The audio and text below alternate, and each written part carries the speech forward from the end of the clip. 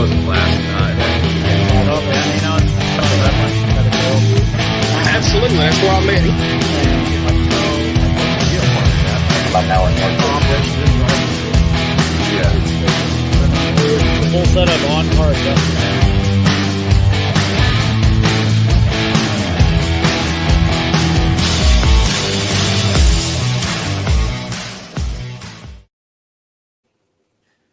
What up, y'all? What's going on? Ben Burkhart thinks he was in before Chris Brown, but the reality is no, sir, you are not. Yeah, Chris Brown is here. Right here. We got Chris Brown right here. And we got a baby. We do. What's up? Look at that baby. Look at Reese. Here, wait. We're gonna do this like this and this. Look at that baby. If you don't share this or give a heart react, you don't love my baby. That's disgusting. Yes, facts. Brian Pico's watching. Hi, Brian. Say hi to Reese. Ken Bateman. Hi, Ken. Hi, Ken. Say hi to Reese. Taylor Galster. Say hi to Reese. Everybody say hi. You don't say hi. Oh, we got a heart. We got one heart. Oh, Braden gave it a heart. Braden, thank you. Oh, thank you. Good night. All right. All right, now let's fix this. Ooh. No. I like that one. Put that one back on. Turn it off. Everyone leave the chat. There we go. Tim right in the center. Tim's like the. It's very appropriate. Butter and jelly of the fancy sandwich. new shirts. Ooh, yeah. Actually, you know what? Boom. Wait. Yeah, blow me back up. Hey, put me in, coach. Put me in, coach. Yeah. Woo! Got it. Wait. Hey, Brian says to slap your daddy's teeth out, Reese. Spelled Reese wrong. Oh, he did. Danny, come on now. So anyway, these are the new shirts on OSS, right? You got the Mustang eating the cone. Nice. This is black. I'm really good at. Yes. Well, this one's not upside down, but you get the point. And then you can get them in orange. This one's the Miata, and Dude. I'm sure you can imagine what the cones are going to do to it. But these are all. The crazy thing is, I thought these were just basic shirts. No, these are Bella canvas, right? Yeah. So these are high quality shirts. They We fit don't, great. we Feel great. don't mess around, yo. Yeah. Feel great. Look great. You are great. Run great. It's all great. Everything's great. Well, I think this is Brian. Somebody just said that you look like a pumpkin. Well, it's orange. I'm not wearing Brian, it. I will look like a pumpkin. Or I'll look like a cone. You got to look like the enemy. You blend in a little bit. It's called reconnaissance. Yeah. And then you attack. That's why we have the recon suspension kits. Right. You blend in a little bit, and then you pull a JB Boyer, and you just run over every single cone there is. We do, and for those of you, we do have a Corvette version of this shirt. We do. Yeah. However, it is a modern Corvette. We will get a JB era Corvette. Yeah. The cone daddy. Speaking of JB, today on our Spotify channel, we just posted up the Chad Reynolds v. JB Boyer tortilla slap edition. The SITREP from about a year ago. It is on Spotify. Give it a listen. Relive the moments. All right. Eric Chadwick ordered the Corvette one today. Nice. Oh, nice. Heck yeah. Thanks, Eric. Congratulations, dude. You got a good shirt. You got a great shirt. And you know what's awesome too is like the way we got this set up with these shirts is that, you know, the more we order, we can start lowering price if we get a bunch of people to buy them. So send your friends over, and then we'll, lower prices on future shirts and everything. It's all the awesome, right? Oh yeah. So I gotta say this. Last week, well, it was 2 weeks ago now, I got the opportunity to drive two completely different cars. I mean, yes, both front engine, rear drive cars. However, one being an independent rear suspension, the other being a stick axle rear, one having about 260-ish horsepower and the other having about 425. I ran almost identical times, 3 laps in each. I took out a BRZ with coilovers and some Falcons, well done car, and ran like the local autocross that we run here. It was kind of my last hoorah, saying bye to everybody and all that. And I ran a 29.97 in that car. And then I went and got in the Mustang. We just did the suspension kit on, and ran a 29.94 in the Mustang. The Mustang was on PS4s. So I'm like, I told the guy that owned it, I'm like, man, we put this thing on some Falcons or some Yokes, and we'll be down in like the 28s. What was the first car you drove, you said? It was a BRZ. It was, I think, a 21 Subaru BRZ. Well, when you said Okay. like 260-ish horsepower and stick axle, I just thought it was a 2-valve Mustang. No. So the BRZ was a 260 horse independent, and then it was an 11 Mustang with a Yodi. Mm. Well, I think we all know how stick axle Mustangs can do. I mean, They get upside down. Well, because you were involved. beating me one up here in our local region for years, Yeah. and he's now selling it so somebody else can buy it. They keep So- beating you. So go check that out. Well, no, I think it's Chad. I'm going to say Yes, Chad. Chad. Didn't you run that car once before, Chris? Didn't you run Chad's car once?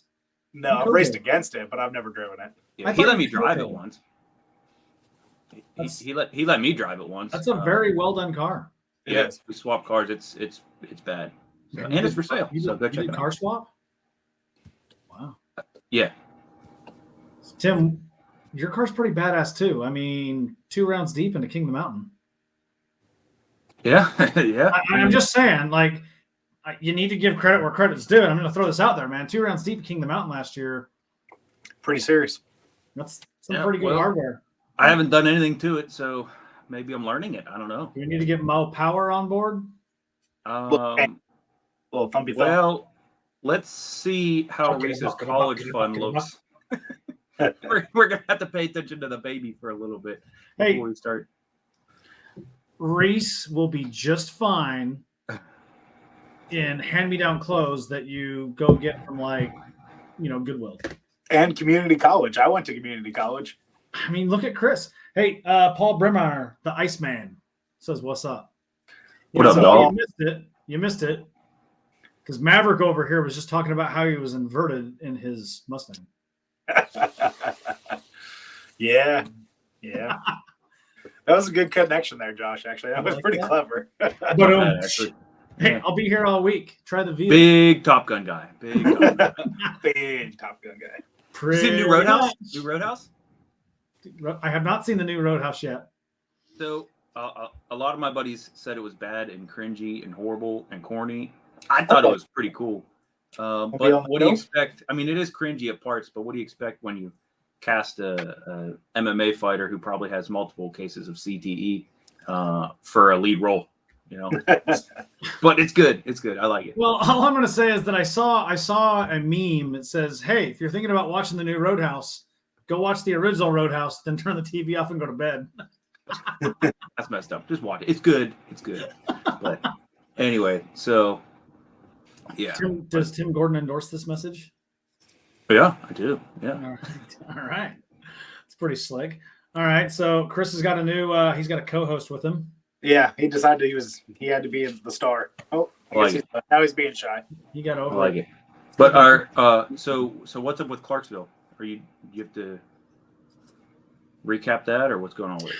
Well, I don't have. I'm just curious if No, I should have. Well, I should have been a little bit more prepared. I don't have the actual timesheet quite handy. Let me see if I can pull it up real quick.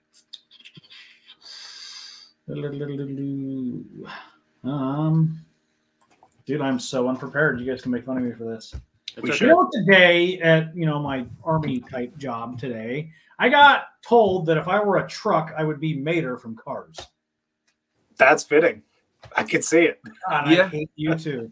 This was a topic of contention, and I'm just gonna go ahead and say that you guys are all like, I don't hate you, Chris, but you guys can all kiss my butt.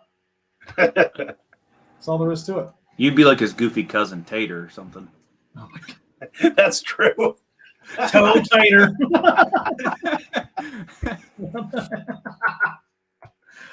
I don't really quite see a correlation to that, but you know what? I'll let that fly. Eddie Tillrock watching. What's up, brother?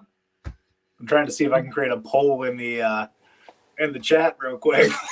Take a poll in the chat. Apparently, you can't do that. Thankfully, we cannot. You know what? We'll leave it to the public. If you are watching, comment.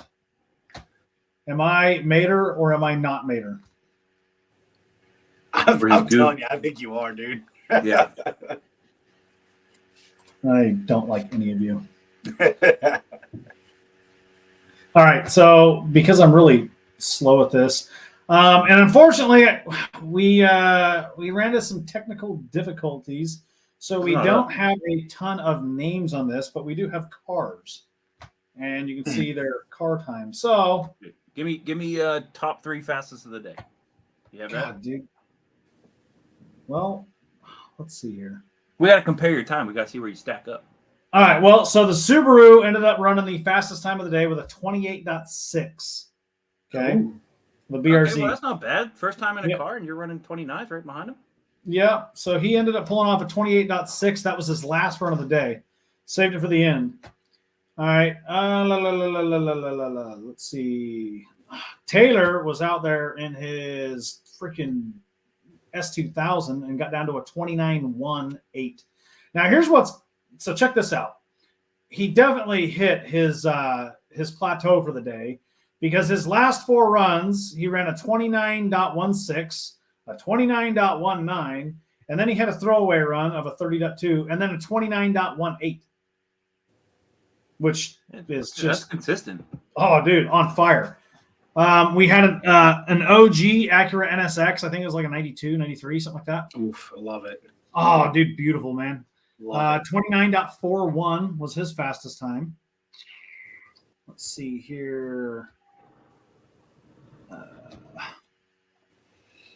We had a 65 C10 that showed up that pulled Sick. oh, super sick, man. He ended up pulling a 31.5. That's not bad. Oh, man, he freaking was screaming, dude. And the thing is, too, is like it's a very stock frame truck. He's not running anything crazy on it. Like What's that Haas got in it? It's an LS. He's got Vikings on it. Of course. I don't know if he's still running leaf springs in That's the the rear. setup. That's the setup. LS and Vikings. That's all you need. LS and Right, Vikings, Chris? man. I don't know what you're talking about. Yeah, he's Yodi and whatnot. We need to fix that. LS swap that thing. All right, let's see who else we had. So My name's not Terry Fair. Terry, if you're watching, Trigger is a badass car. That's all I have to say. Oh, it is. I am by no means. That's all I have to say about that. See, there comes the Mater again. Yeah. I'm trying to figure out how to. That was not Mater. That was Forrest That was tighter. Gump. No, that was Tater. That All right. was So Tater. here's what's really cool too. So check this out. So Rusty Olson's son Riot, he is I think 8 years old, maybe 7. I can't remember. Was he in a exactly. cart? Was that the carts I saw? He was in a cart, and That's the kid fancy. ran a 33.86 in the cart. Yeah. He's gonna be fast when he gets older. Yeah, he's going a little Predator 212s. The kid is going to be lightning fast in that thing. Get that kid a King of the Mountain invite. His fastest time, well, that wasn't even his fastest. His fastest time was a 33.6. Like, impressive. Yeah. Because there was a guy there with his daughter. They both had carts, and he ran down. His fastest time in his cart was a 31.6. So, like, Yeah. 2 seconds shy. yeah, man. And he's only got a little Predator 212 on that thing, and the kid's gonna be freaking fast, Yeah. It's awesome. Yeah. He's gonna be an alien. dude. But Definitely. yeah, if you can't get into time, you getting into the times or no?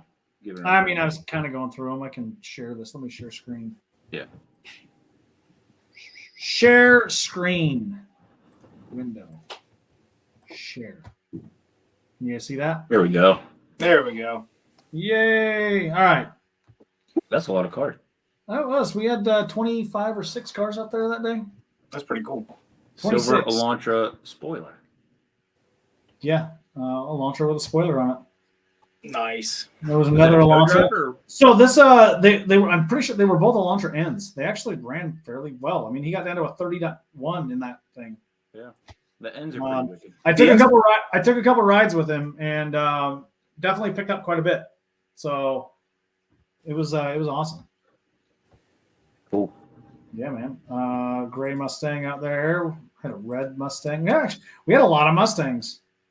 Good running, everyone. Looks like it actually looks pretty close. I mean, you didn't really have any crazy outliers. No, there's really not. Pretty tight grouping. Yeah. Porsche Cayman. I got to drive this car last year. It's a lot of fun. Yeah. Yeah. Caymans wow. they're awesome. Oh man, it's amazing at how much grip that thing has coming out of the corner. Yeah. That they're up there on like foreign vehicles that I would own. Oh, 100%. White Porsche right here. This is an old 944. Geez, that Genesis, if you go down to the Genesis, they started with a 39. Now, they could have been lost on course or whatever. Chopped off 3 seconds, got to a 36, and then they knocked it all the way down. Let me see that. 31 was Oh, his fastest 30, time. 30.6. 30. Yeah, no, the 30.6. Yeah. That's pretty epic. That's really epic. But those Genesis are not to be slouched on. They actually have got a lot of freaking power. Yeah, I drove one before. They're not bad. I enjoyed my time in it until Jeff thought he was going to pull the ABS fuse, and then it just fell on its face. Yeah. Yeah, don't do that. Let's see, light blue Mustang. I don't remember what year this one was. I don't think it was a Coyote. I think it was an SM95, but I don't think it was a Coyote. Well, look at that blue Ford ST. Started the day at 38.7 at the top. Fastest time 32.3 is what I'm saying. Yeah, 32.3 was fastest. Good drop. Hey, Those little they're STs are really neat little cars, man. who's jumping in cars with these people? Because to start at that time and to end, what, 6 seconds faster? That's 6.5 seconds. Yeah, we had some people that I hopped in a couple cars with some people and gave some pointers. I got into the S2000. I got into what else did I get in? I got into the Elantra without the spoiler. What else did I hop into? Just a real quick aside while you're thinking, Josh. Yeah. When I lived in Pennsylvania, I rarely saw S2000s other than out in autocross. Ever since I've moved to West Virginia, I see a handful of S2000s every week. Which And is they're not crazy. always the 'Cause same Yeah. ones. That's wild. Because you'd think you'd see more Miatas than S2000s. I would be all for an S2000 because there's something just magical about an 8,500 RPM engine. Yeah. I agree. The only problem is they're Corvette priced. And if I'm looking at a car that is going to do the same thing, Yeah. I'm picking the C5 or the C6. Well, and you got to think cost to modify is likely going to be cheaper too. It is. Said decided he wanted to be back on the stream. Yeah. All right. Let me. I'm going to hop out of this and go back into look at some of these. Look at some of these freaking comments we got. That will be. All right. So let's see here. All right. Matt Ramirez, good to see you on here. Sup? How's it going? How did we get to you being Toe Mater? Who said this? Goodness. I don't know how we got to me being Toe Mater. He just has those vibes. Yeah, it didn't pop up. He does. Yeah, I suppose. I like Paul that asks- it says that he sees it. All right, so Mike Cunningham was on Instagram. Hello. All right, what's up, guys? If you're on Instagram, Tim needs to go to the Cone Killer Classic. Cone Killer Classic in Central PA. Yeah. Yeah. I was there. I went there. I can't remember. It was one of in my younger days. I went to Cone Killer Classic, and what's crazy is I had a co-driver, and the only KMC car that was faster than me was a 2012 Camaro. But the car then, my car was on. Oh geez, I think I was running it wasn't. I don't even think. Maybe it may have been Sport Comp 2s or something. Or RS3s or something like that. Yeah. They were not competitive tires to be on. It had stock shocks, stock springs. I don't even think we had. It may have been completely stock, but it's a good time. If you're in the area and you can go to Cone Killer Classic, that's a fun event. They put on a good event. It's at an airport. It's huge. The runs are like 50 seconds long sometimes. Solid. That's cone strike length. It's pretty sweet, and they're fast. They're really fast. Nice. Lots of really fast, high-speed transitions. I've done a couple of events at Cone Killer as well, and then mid-state just in general, because that's only from where I was, it was only about 2 hours, give or take. So it was local. So we ran a good bit there. Yeah, local. I don't have anything more. Mike asks if the Camaro and the Genesis were redacted. Yes, top secret time. No, I'm pretty sure those were times where they spun out or something, went off course. It was a DNF. Gary likes the shirts. Gary, get you a shirt, bro. Yeah. Shifter Yeah, Crooks is still yeah. grabbing So it's gears this. and cars are grabbing brakes. What's this? Get the shirts. Boom, do it.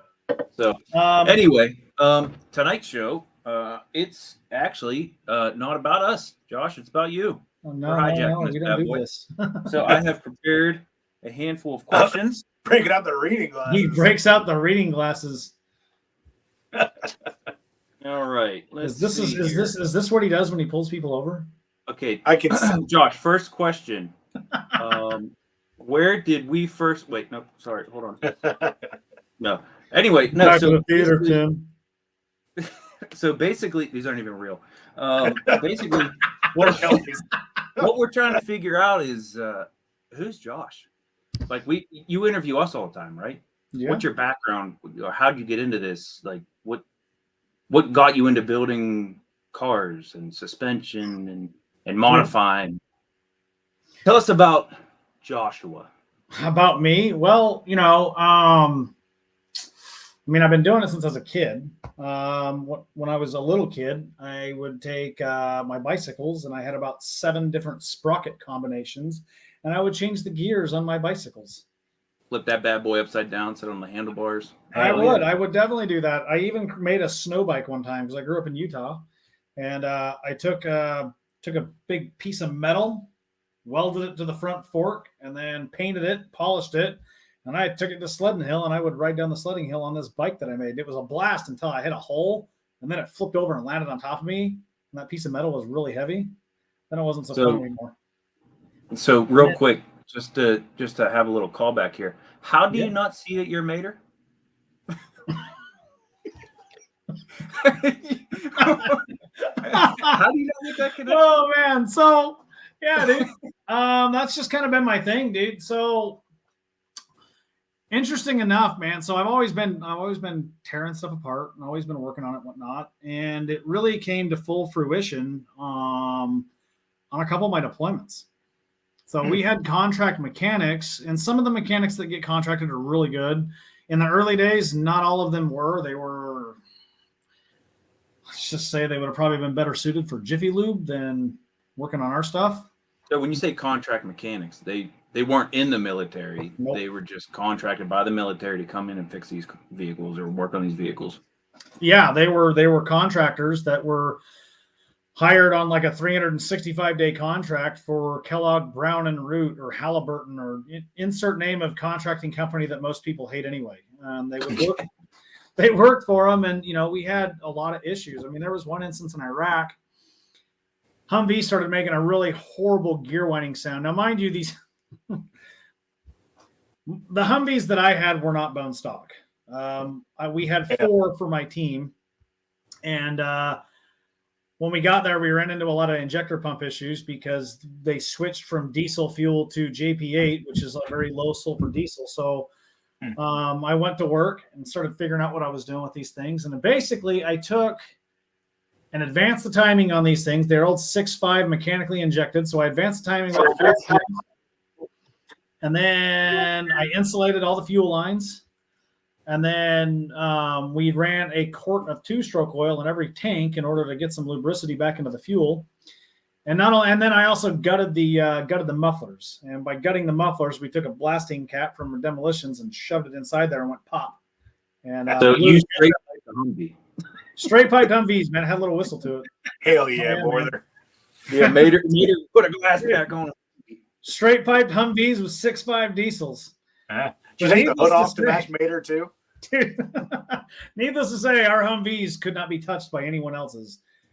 The other coalition forces couldn't keep up with us. The Iraqis that had the same Humvees couldn't keep up with us. We could bury the Speedo. So we were coming back one night on this mission, and the freaking gears start whining like crazy. So the guy driving is like, I don't know what's wrong. So I get in it and I drive it. I'm like, I don't know either, but we're going to get home. So I threw that thing in 4 lock and got home, get back to there, and the mechanic's like, we can't figure out what's wrong. And I'm like, dude. So I crawl under there, I threw the thing in drive, and they're all freaking out because I put it in drive and crawled underneath it. And I said, see the drive line? It's moving. This thing sheared the ring gear up front, replaced the front diff. Like, oh man, we've been looking at this for days, couldn't figure it out. And I'm like, oh well, that's what the problem is. And so I kind of just directed everything, right? Well, moving into Afghanistan, we had a whole lot more variety of vehicles. And our variety went from, actually I have a picture here, so check this out. Pictures. Pictures. Can everybody see this? Oh, yeah. That's cool. Did it pop? All right, so check this out. So here, looking at the pictures, I'm going to look at my tablet as we're talking this because I can see a little bit better on the tablet for it's a little bigger. All right, so we had Kawasaki Terexes, which were the original side-by-sides that we started using. That big truck in the middle there is an MATV. It's about a 35,000-pound truck. You guys flip the switch on the Mater story. That's about a 35,000-pound truck. And then those two on the right are two different Humvees that we had. I think they were 1113 models, which is basically one of the first editions of the Special Operations specific Humvee. They were pretty cool. They had remote reservoir shocks on them that were developed by Rod Hall, who is of Baja fame. They had Willwood four-piston brakes all the way around on them. Turbo diesels, they had a lot more power. Big old 4L80E bore their transmissions. I mean, they were beasts. So we were playing with all these and using all of these, and there was another one of our Humvees we had. That's sick. Yeah, dude, it was freaking dusty as all get out. And these things, having a wide variety of vehicles, we had to set these things up for whatever mission we were doing. And so a lot of the things that we were doing were overland cross-country movements into a village to meet with some village elders or whatever, and we'd be out for 12 to 15 hours at a time on these things. And so sometimes we'd modify it for storage, sometimes we modify it for weapons. I mean, there was a lot of different things we were doing. And you can see we were running civilian vehicles too. These were the Afghani local military's vehicles, and we had them all tied in with our stuff. And I mean, there was just. So, go ahead. Did you modify that police vehicle too? This specific one, no, but I modified Toyota Land Cruisers on a separate deployment where I was actually creating and designing weapons mounts from everything from machine guns all the way up to rocket-propelled grenade launchers to tow missile systems and anti-aircraft weaponry on these trucks. The real question everybody wants to know, though, is the real question everybody wants to know is, did you straight pipe it, though? You know, that's what everybody wants to know. Yes. One of the Land Cruisers I did that was a completely non-turboed, mechanically injected straight six Toyota. And these things with the mechanical injection, they had a little set screw on the back of the injector pump. You could crank up the fuel on it. So I cranked up the fuel, advance the timing a little bit. That thing can roll some serious coal, and you'd be doing about 30 miles an hour. Oh, man. Another one, these MATVs used Cat diesels, and we didn't really do a lot with these. We were kind of limited on these. They didn't really need much, but we did set the back of these things up in order to haul more crap. Basically developing different mounts and systems like that. All right, moving forward, another one of our Humvees. These things were beasts. Like I said, I mean, a lot of thought went into the suspension design on these things to make them operate the way they did. That's me. Who's that guy? That's me. Weird. All right. You look like a baby. Dude, that thing has 6 wheels? Yeah, it's a 6-wheeled Polaris ATV with a truck bed. I can't get over that caterpillar on your upper lip. Heck yeah, dude. I got a sweet picture of some sideburns I had earlier, too. Heck yeah, man. He can't get within 300 feet of a school. So this thing, Ken says he wants that thing. Dude, I ended up having to stop using it because I broke the frame like 3 separate times at the lower control arm. Of course. But this thing, the way I set it up, I had, if you look at the front there, that's actually a Mark 46 carbine 7.62 machine gun. Yeah, I was gonna say that. Basically, it's a shortened version of a 240 Bravo machine gun that we used. And I had the thing set up on the front where I could really quickly grab it. And then in the back, I had 1,200 rounds of 7.62 on a belt. And then in addition to that, those packs back there, one of those packs was full of demo. I had 40 pounds of C4 and then a bunch of initiating systems. And Decent. oh yeah, man. Yeah, that's called freedom, boys. Yeah, it was a lot of freedom. I had a whole lot of I'm gonna kick your ass on this thing. But on top of that, so my job, and then I had a mine detector on that, and I don't have the picture on this thing, but basically I was in charge of the vehicles, and then I was also in charge of clearing any unexploded ordnance we might find, or if they had some sort of an IED buried in the ground, I had to go basically find the damn thing and then diffuse it or blow it up in place and a lot of things like that. So this whole setup was designed entirely around me doing that. And Surprised they didn't use it for a recruitment poster. I mean, look at that thing. I mean, dude, Yeah. that's Josh 40 pounds ago and 15 years ago. The unit, that's what that is. Heck yeah. You can see. Is that you on it? That's me. That's burning across the desert. Did it have a coffee maker on it too? Ken asked. No, it did not have a coffee maker. But funny story, this particular trip was in 2011, and still upstairs in my house right now, I am using the same coffee maker that we had at our base there. So Get out of here. I won't tell you what I was doing in 2011. Were you in high school? I was. I just started college. So yeah, this was me on this thing, and the great thing about being on the side on the little 6-wheeled Polaris is that I could flex literally anywhere. Yeah. And I would basically drive from hilltop to hilltop and overlook, and if we had a point in which we had to kind of narrow down or whatever, I would go up there. And we had a military working dog, and I'll get to that in a minute, but I'd get the dog out and take the dog handler and the dog, and they'd ride in the back of the bed, and then we'd go up and they'd sniff out for something. And if they found it, then I would blow it in place and get rid of it. That's cool. Another picture, just kind of open desert burning across. These are on the Kawasaki's. So here's the cool thing, right?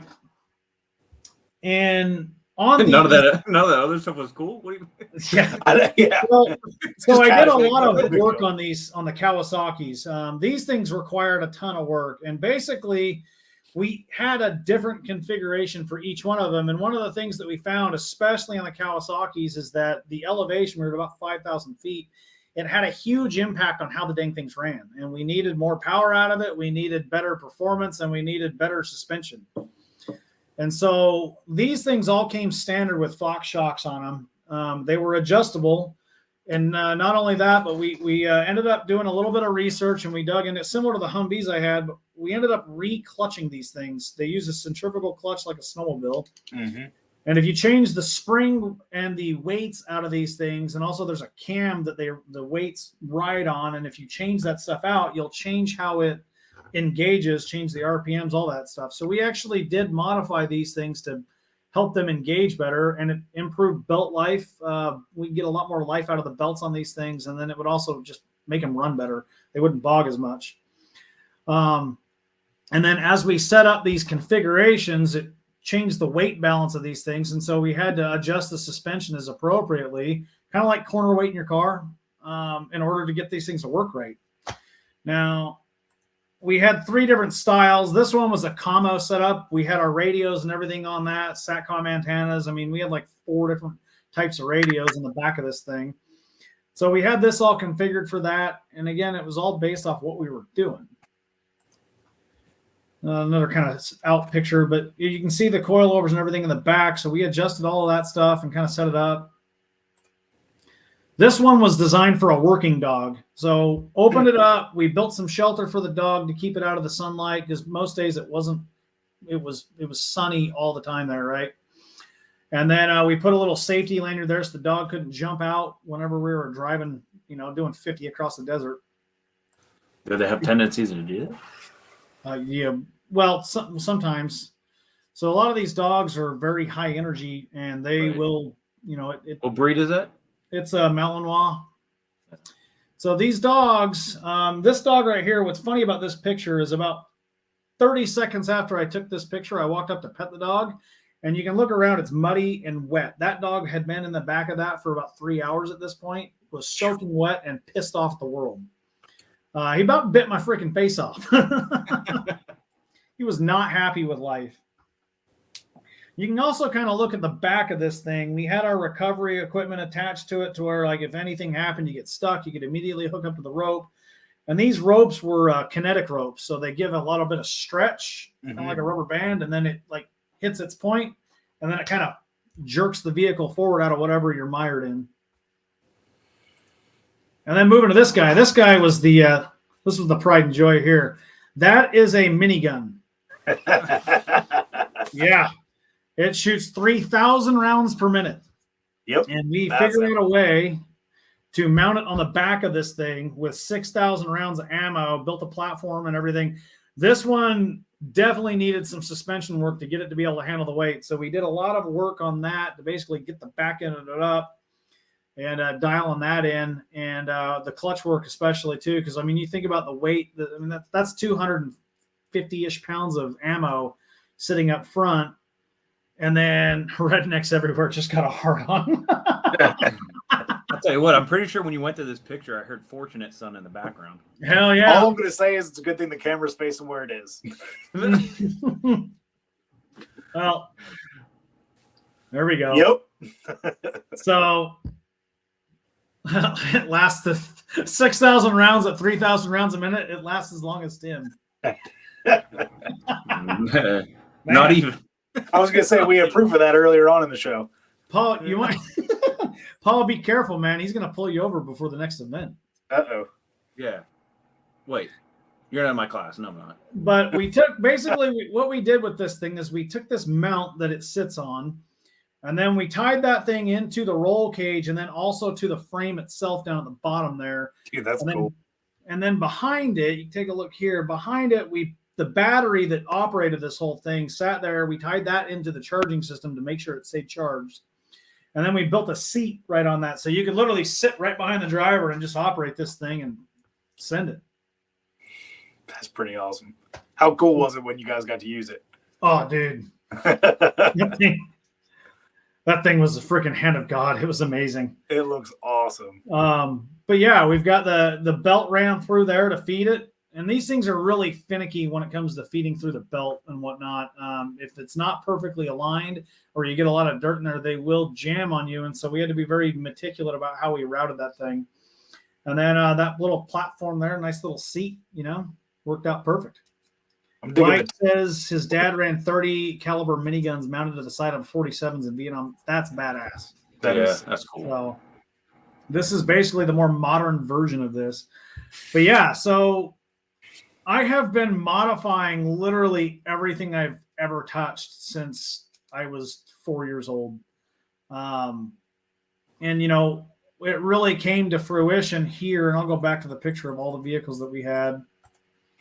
But it came to fruition here with all of these different platforms because it was based on our mission. What were we doing and what we needed to do? And then we would build a plan out and we would modify it based off needs.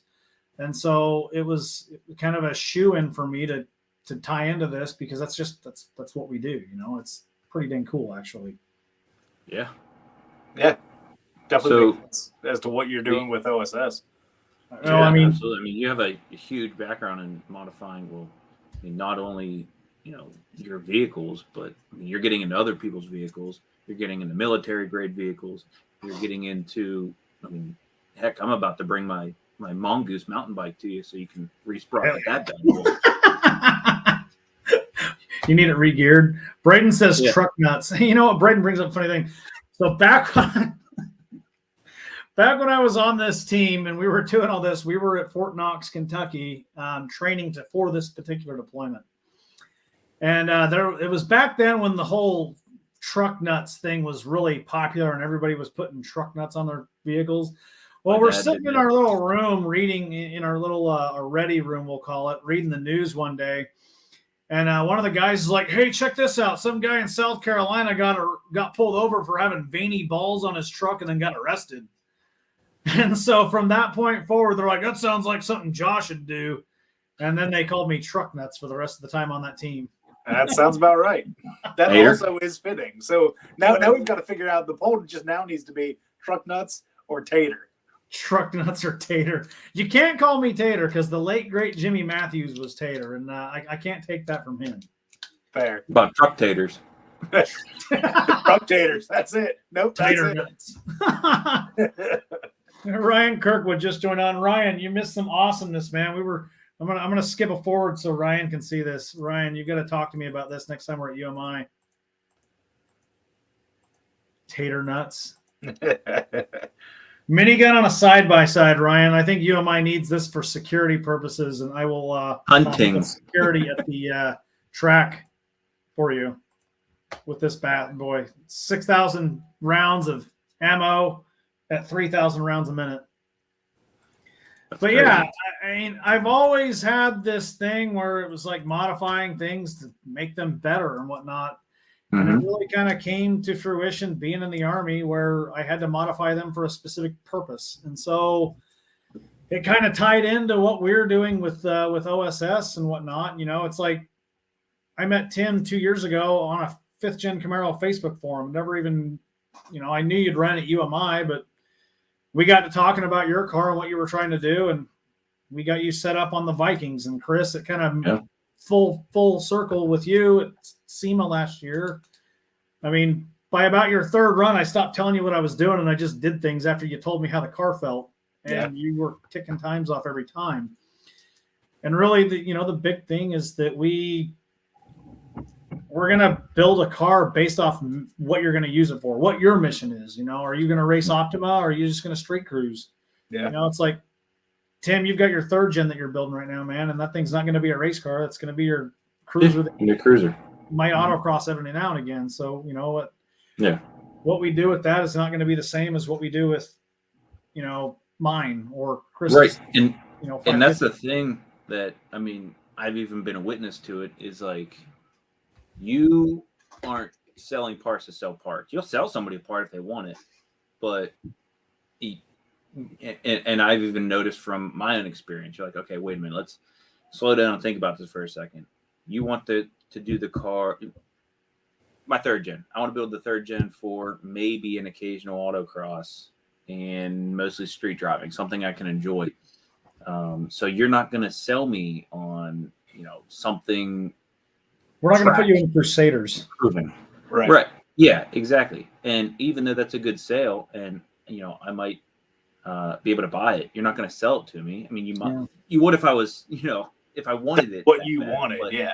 You'd be like, hey, listen, this isn't what you need. This isn't what you want. Let's look at this. It's, even though it's cheaper, even though, you know, those kind of, it's, you know where to go with it. And you know how to talk to people and set these cars up.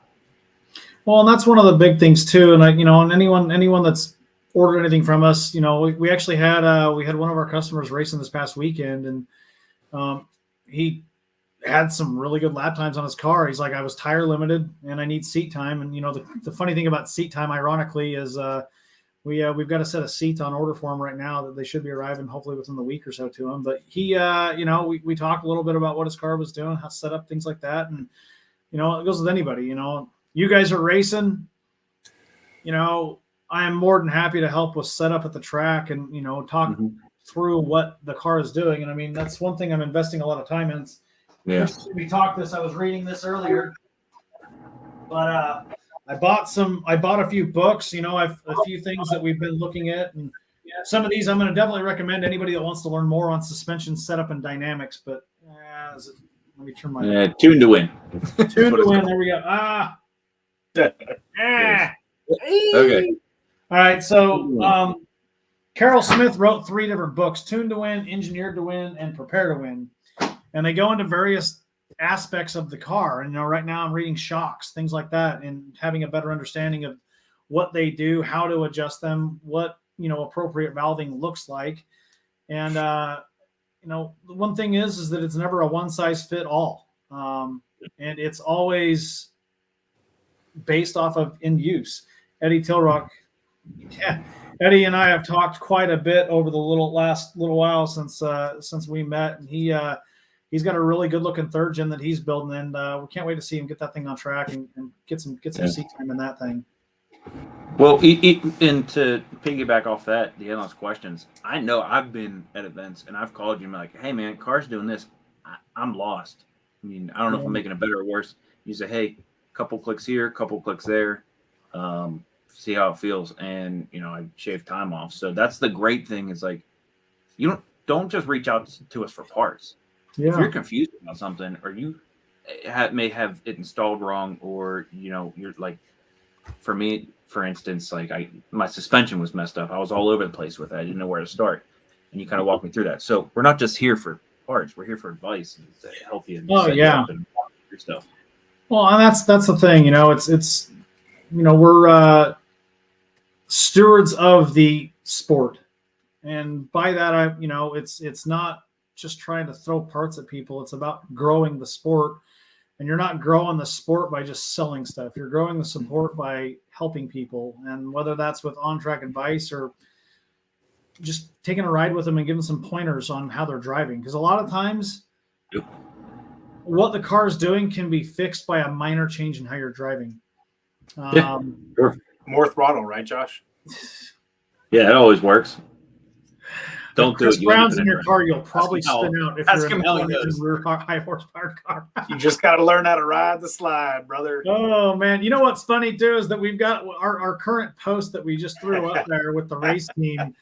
We have over 300 likes right now on Instagram from Chris's Mustang Go Wee picture. Riding the slide at Daytona, baby. Oh man, I just use I'm like Tom Cruise at the beginning of Days of Thunder. You've got no vocabulary. That's Paul Bremeyer, the Iceman. And that's just it, and that's one thing too, is that I am always learning. There's a lot that I don't know. And if a question's posed that I don't have the answer to, I can tell you right now, I'm going to bury my head into a book and figure it out and come back and respond. Mm-hmm. And tie that stuff together, because at the end of the day, it's always a learning experience. And I don't care how long you've been doing this, there's something to be learned, there's something to be taught. And I feel very strongly that that's the key to getting better. And one thing with you guys, especially since we started the OG team, is that I have become better by wanting to be part of this team with you guys, because I've learned, I have read, and I've had to understand multiple platforms, because hell, everybody's racing a slightly different platform. Mm-hmm. You and Tim are probably the closest in car style, just with the design of the suspension between the two, but everybody else's stuff's different. Yeah. Just a Camaros better, but completely different. My third gen is different with suspension design and all that. Hector's Miata and Cobalt. Yeah. The cone ball. Yeah. Cobalt is like, what is it anymore? It is. Jeff's on. Jeff, what is it? What is Jeff on? It's just sheet metal attached to it. Jeff's not on. He's probably still a front wheel drive go-kart. Yeah, pretty much. Dude, I'll tell you what. I'll probably drive it at some point this year. But driving that thing last year or the year before, it's anything but a Cobalt. It was wild, and it's just so much fun, because coming from rear wheel drive, high horsepower, to such a lightweight front wheel drive car, I feel like it wants to kill you. It is like, we're doing what I want to do. And you're like, you don't get that feeling from a Cobalt or most front wheel drive cars. Yeah. You just don't. But driving that thing, it was absolutely wild, and it's so much fun. And I'm probably going to do it again this year. Jeff, I'm doing it again this year. Heck yeah, man. Dude, you've got to. And that's the fun of it. And that's the interesting thing too. It's like, he's done a lot of work. That car is probably going to feel totally different when you get behind the wheel again. It's gonna be a totally different car. And like, Chris didn't change. You lightened the car up a little bit, but you really didn't change a lot. And even then, putting the cage in it probably was a draw between the carbon fiber and the cage weight wise. It was honestly. Yeah, Mike says the Fairmont the tune fixed? kill you all the time, even on the way to work. That Fairmont's badass, Mike. All right. So Eddie asked me if I buy his Z24 at some point, am I going to autocross with it? So what year is Z24? Oh my God, this thing is so freaking cool. It's a Beretta Z24 with a 5-speed and V6. Oh, it's a Beretta. Okay. I was thinking it was going to be a Cavalier. It's a Beretta, dude. This thing is so clean. And you know what, Eddie? I would definitely autocross that thing, because those are such cool cars. Like the so looks cool. of them. Like, yeah. I love everything about it. It's like a front wheel drive like the Probe GT, like a little cousin or nephew to a Camaro. They're friggin' neat. Yeah, if I had really that thing, I would. The Probe GT correlation was much better, Tim. What did you say? Thank you. Oh no, it's a Cavalier. I'm not. See, I was corrected. It's a 94 or 91 It's pronounced Cavalier. Right? Cavalier. Well, if you ask David Myers, the Cavalier is the best and most underrated rallycross car. He's literally driven the wheels off of it. I can dig. Literally? Oh, yeah. There's a picture of a wheel skipping across a field with David Myers behind the wheel. He didn't go inverted? He didn't go inverted. He just drove the wheels off that car. I'll tell you one thing about David Myers is anytime I see him covered in grease because he just got out from under a car. It doesn't matter what he's racing that day. He's dirty because of it. There's a few things in this world that are a guarantee. David Myers is going to be greasy. Yep. Chris Brown's going to have a smile on his face. Yep. And Tim Gordon's going to look like Jim Carrey from Me, Myself, and Irene. But yeah, I mean, it doesn't matter if David's driving his crazy, heavily modified Miata or if he's driving his bone stock C6 Z06. I've seen him in the parking lot with an angle grinder and a welder just as much for the C6 as I have with the damn Miata. It's insane. Oh, God, where were we? Hilarious. Was it it may have been Autocross Challenge? I can't remember exactly. But we roll over. Jeff and I roll over in the golf cart, and he's wrenching on the Corvette for something. I'm like, "What are you doing? What are you doing? Didn't you just buy this thing not that long ago? What are you doing?" No, he actually literally asked me for the angle grinder because there was something that was hitting back behind. So he ended up snipping off a tiny little piece of something that was just rubbing in the wrong way. But he literally asked me for my angle grinder. There you go. Is that thing not badass? Dude, that's sick. I love the wheels. Cool, actually, I'm not gonna lie. How much do you want for it? Yeah, the OGs are gonna have an auction for this thing, Eddie. Auction? What are you talking about? We're gonna all race it. It's gonna be community car. Community car. You know, a giant OSS sticker would look really cool right on the hood. It would. Kind of like nice white OSS sticker would look really good on that hood. Oh yeah, all GM Goodrent Service Plus Dale Earnhardt style. Dude, I love that thing. Is that thing not badass? 3,000 miles. Sean Hayden's got photo evidence grinding the quarter of the BRZ with 3,000 miles on it on the way to Trader's World. I dig it. Was that Sean Hayden? Was that last year? That happened last year? Because there were definitely some. Sean, correct us on the year, man, but I think it was last year. He bought that car relatively recently, so at Optima, drive autocross. Yeah, it was drive autocross at the Trader's World. Yeah, several cars with angle grinders in the parking lot of Trader's World. Jeff was one of them. Yeah, Sean, we missed you. We missed you at Clarksville too, man. So when we did the point series at Clarksville, Sean won like 5 of the 7 events we had. He just cleaned house. Yes, he said yes. Nice. He says yes. Yeah, man, freaking good times, dude. Good times. Yeah.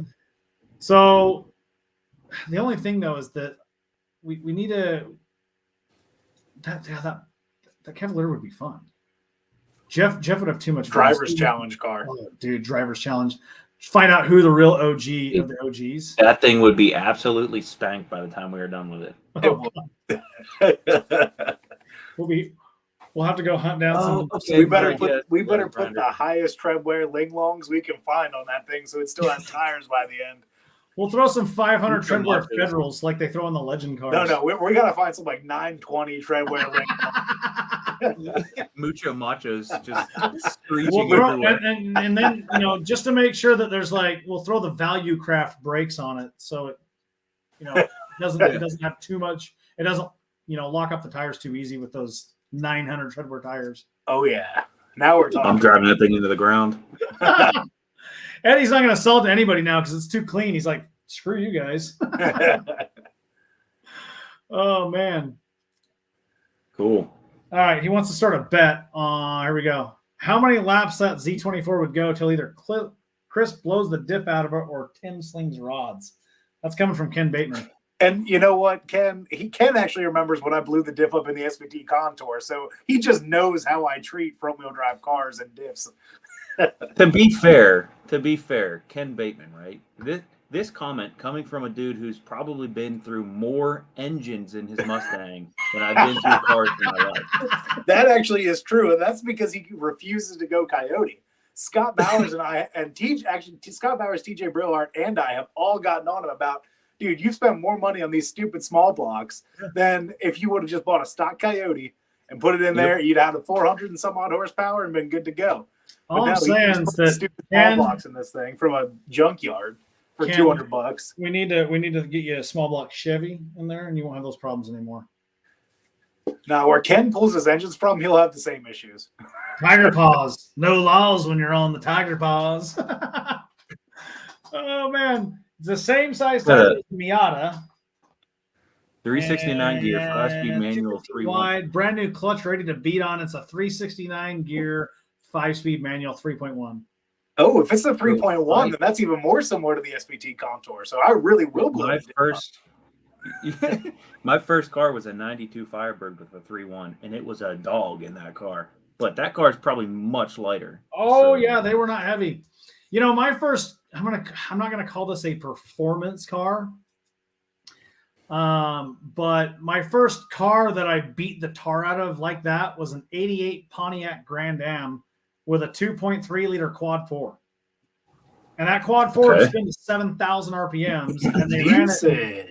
Dude, they ran that thing in SCCA road racing in the Oldsmobiles. It was actually a pretty freaking cool little 2,700 pounds. There you go. Dude, that's mint. Oh, hell yeah. But yeah, so I did some research on that because this is what I did when I was a kid.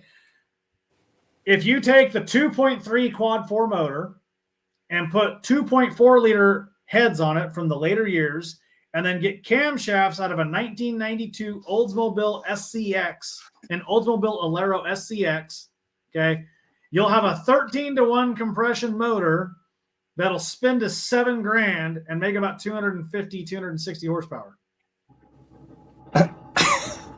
Decent. You're right. Hell yeah.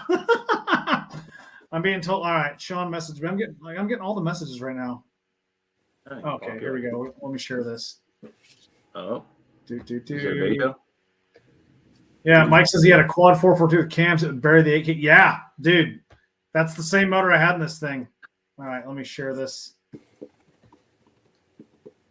I think it's important to note that he owned this car for approximately a month. 3,000 miles.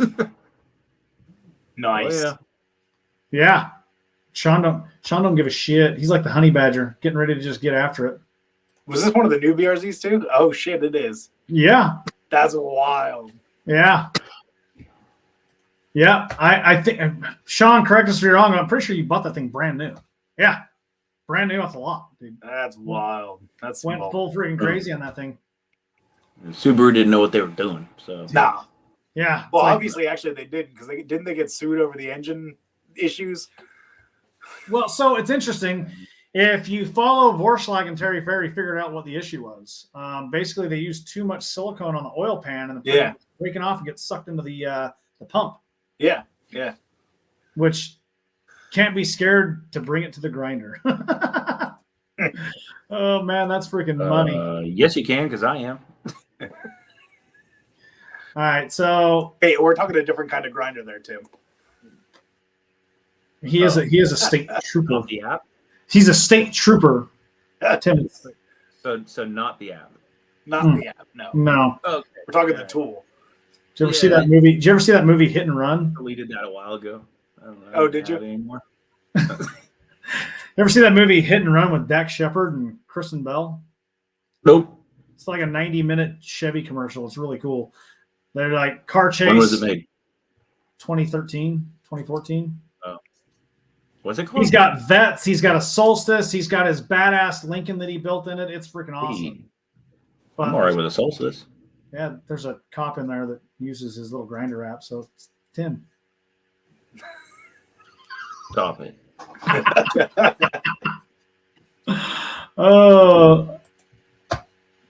Mike says that he saw a vanity tag on a BRC at the track that says RTV LOL.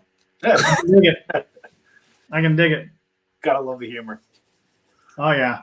No, it's perfect. So yeah, basically what it boils down to, man, is we like to have a good time, but when it comes to your car, we take it serious and we plan that stuff out legit like. What you got, Tim? Tim, get the alert. I don't know, just a text. Sorry. You're good. But all right, so I don't know how much time we got left. We got as much time as we want. Viewership is we scared people away. We're down to just a few viewers, so we can go ahead and wrap up. We got a Yeah, dog. let's wrap up. So, long story short, for you last few viewers, OSS, get the shirts. The Cone Killer shirts. They're great. I mean, just And trust so me. those are only two of them. We have a Corvette version, we have Right. a Camaro version, the Miata, and we got a Datsun 280Z. Oh, slide that's a into good the one. cones. That was Yeah. actually my special request. For So them we, JDM boys. yeah, Yeah. that was my special request. So we got that on Ricky Lamney. Well, you have a Miata. There's a JDM there. Oh yeah, you're right. You're right. Yeah. Old But school JDM. anyway, so yeah, to kind of put a bow on this, it was cool getting to know Josh a little bit, your background, Yeah, modification, everything from bikes to military vehicles to turd gens and everything in between. I'll leave you guys with this. Epic. We need to zoom in on the mustache. Blow that bad boy up. You know what? Maybe I'll share the photo of my sweet sideburns as a parting gift for everybody. Oh, let's see it. All right, let me pull this up real quick. This is how you know he was just made for a third gen. Oh man, it was epic, and there's nothing that anyone's going to be able to do about it. Blasting some Van Halen, brother. Here we go. All right, everybody, your parting gift from me. Oh, Jeez. that is not. Yeah, that's a typical third gen driver right there. That's for Can, can you believe all those were from a shower drain that he glued on his face? It does look like that though. You know, the bad thing is I think I was like 25 or 25, something like that. And it took me all about 2 months to get this thing to freaking grow like that. I mean, We're this gonna is start calling it patches for how patchy that shit is. dude, this Patches is over 14 one. years ago, man. Yeah. To be fair though, minus the horrible facial hair, you don't age. No, yeah. You don't age. I mean, you know. You gotta moist your eyes. It's a really difficult regimen of getting 10W30 dumped on your face as you're underneath the car. Oh, that's not all that's on your face, but with that, On that All right. note, All right. All right, guys. Thanks for tuning in. Y'all have a good night. Take it easy. bye.